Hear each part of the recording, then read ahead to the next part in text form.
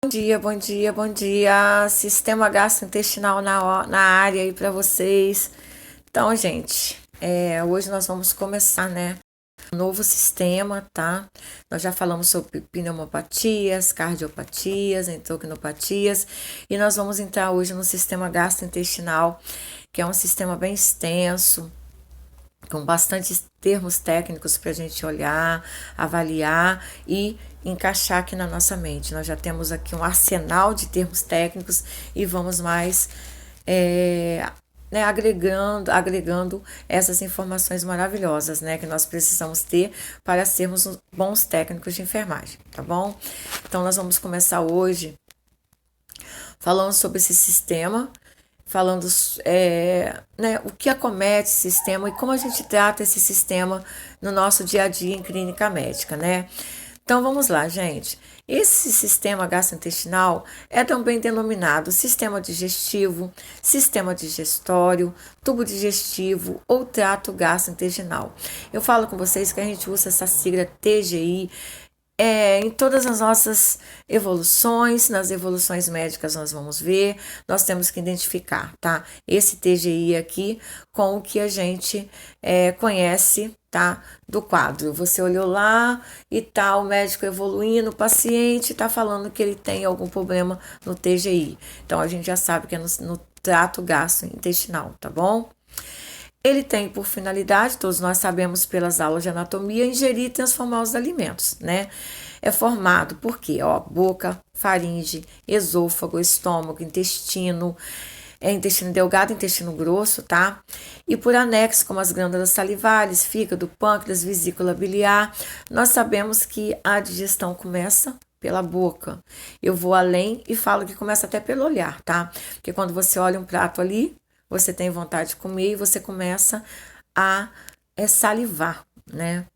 Já começa ali na sua mente a saliva vir na sua boca, você olhar um prato bonito, aquilo que você quer comer. Então, é o que acontece. Começa por aí já a iniciação, né? Mas a digestão, ela começa ali pela boca através das glândulas salivares. É isso, minha gente? Então, vamos lá no sistema digestório. Né? Aqui é só para que vocês tenham a visualização de como está, né? Como é anatomicamente, vocês conhecem já nas aulas de anatomia, mas não custa nada a gente dar mais uma olhadinha. E já vamos partir para as manifestações comuns no trato gastrointestinal, tá? Então, o que acomete nossos pacientes e como a gente vai começar a tratar desses agravos, tá bom? Então aqui, gente, nós temos gases, vômitos, arrotos, diarreia, cansaço e barriga inchada. Vocês sabem que os termos vão começar a mudar daqui para frente, né? Então, assim, nós vamos usar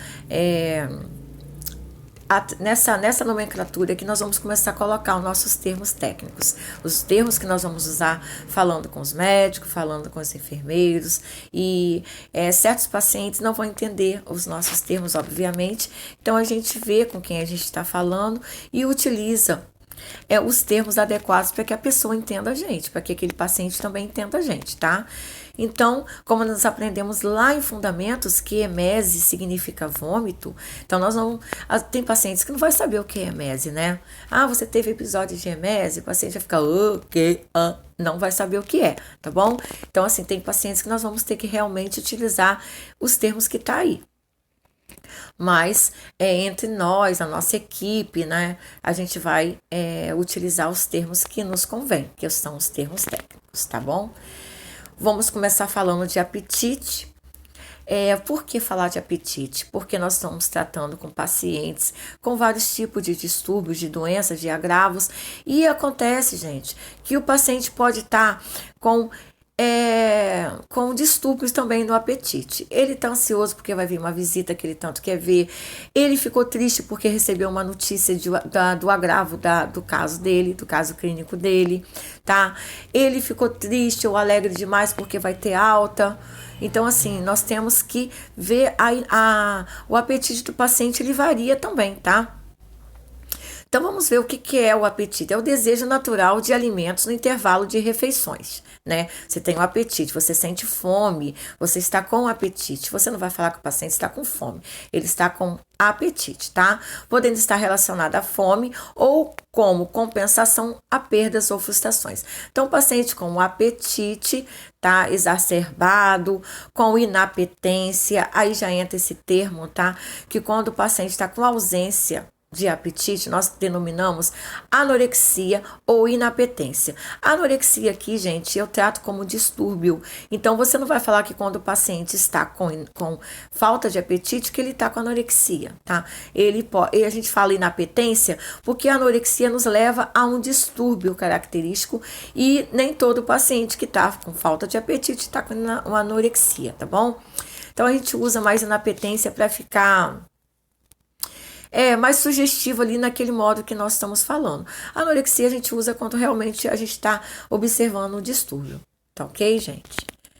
Passamos agora aqui, né, a fotinha de uma criança que não tá com nada, com apetite, né, mandando ver.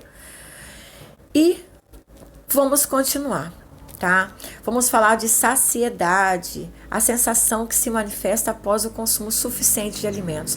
Quando você se sente saciado, quando você não tem mais fome, obviamente, você está saciado e você narra esse fato como saciedade, tá?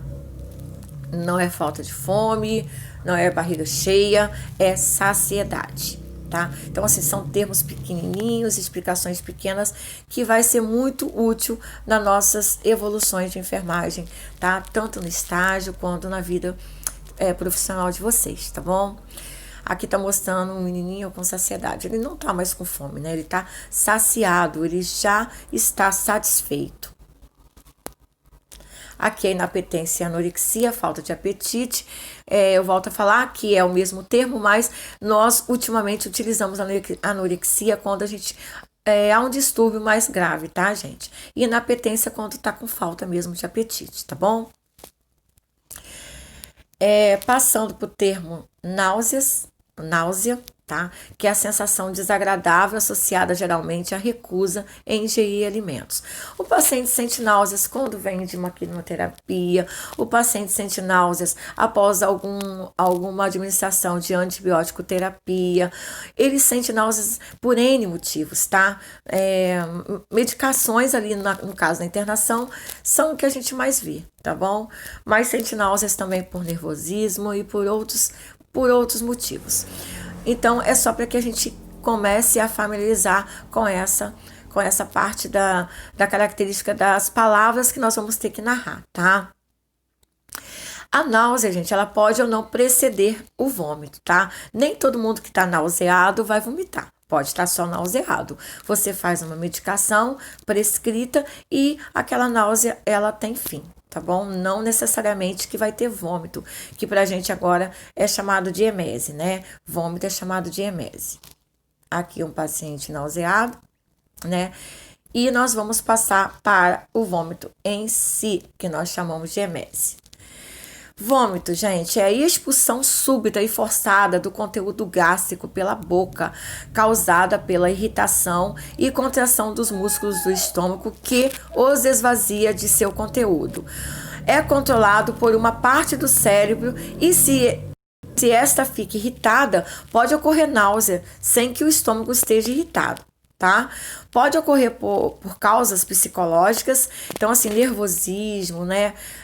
Algum distúrbio também psicológico, distúrbios orgânicos, medicamentos ou causas tóxicas, né? Quando o paciente chega para a gente em porta de emergência que fez alguma medicação exacerbada para tentar suicídio ou alguma coisa que ele coma, né?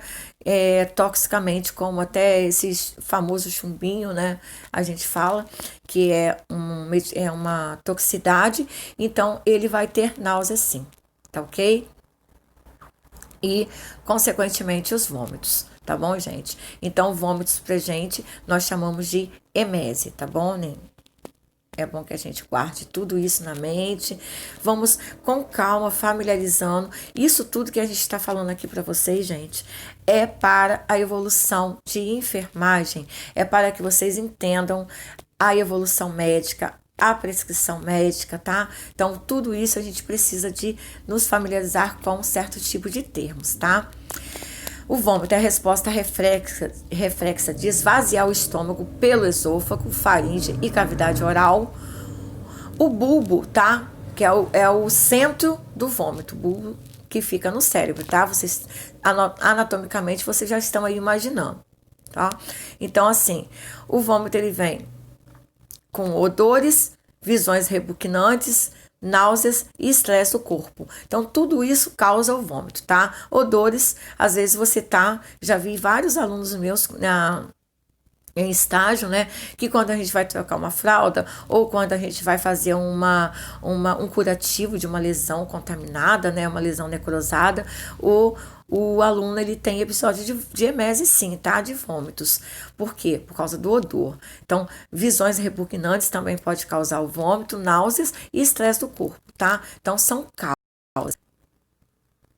Aqui está mostrando exatamente o tronco cefálico, que vocês já estudaram, com certeza, né? E ali o bulbo, onde fica o bulbo, que ele que faz a frequência cardíaca, enfim, tá? A pressão arterial, também vômito, deglutição, tosse, espirro, tudo ali feito ali pelo bulbo. Respiração, tá bom? Então, assim, isso aí vocês já viram, né? Em anatomia, com certeza. Então, é só para vocês se familiarizarem na localização do bulbo, tá? O vômito em si, né, gente, que não é agradável para ninguém. A gente tem que sanar esse mal-estar do paciente o quanto antes, tá? Para que não haja desidratação e outros tipos de agravos, tá bom? Como o ácido do estômago vir no esôfago, então assim pode causar vários tipos de agravo nesse paciente. Então, assim, o paciente teve um episódio de vômito, a gente já se alerta a fazer a medicação prescrita pelo médico ali para nós, tá? Que já vai estar escritinha, esperando a nossa administração. Aqui são os antieméticos, antiemético quer dizer antivômito, né? Então, a gente já fica ali ligado nessa palavra. Eficaz contra o vômito, o medicamento próprio para combater vômitos. Então, nós conhecemos alguns da rede pública, alguns da rede privada, cada um tem uma eficácia, tá? Então, assim, nós sabemos que tem pessoas que não podem utilizar o Prasil, que é uma das medicações, e nós temos também o Digesan. Então, vamos lá, falando sobre o Prasil, tá? Que é a metoclopramida, tá? E o Digesan também, que está na nossa rede ali, pertinho da gente, à altura, tá? A gente consegue ver esses dois medicamentos com mais facilidade na rede pública. A ondansetrona nós também vimos. A ondansetrona é um medicamento mais potente para vômitos de pacientes que saíram de quimioterapia, pacientes que têm algum tumor, tá, no estômago ou alguma coisa assim grave acontecendo, que o vômito a gente não consegue cessar com o Prasil ou com o Digesan, tá? Então, impedem ou aliviam os sintomas da ânsia de vômito. O vômito é um mecanismo de defesa do corpo humano, como a tosse, né, para os pulmões e o espirro. Então, assim, a metoclopramida, como eu disse, é um bloqueador dopaminérgico e estimulante, tá? Então, ele faz o quê? Ele diminui aquela contração, tá? Do estômago. E a promopida estimula a motilidade, tá? Estimula a motilidade estomacal. Então, assim, um bloqueia, tá? E um estimula a motilidade. Então, aqui a gente vai dar uma paradinha só um pouquinho por conta do vídeo, tá? Ser um pouquinho extenso, e a gente já vai voltar nessa mesma página aqui, tá, minha gente?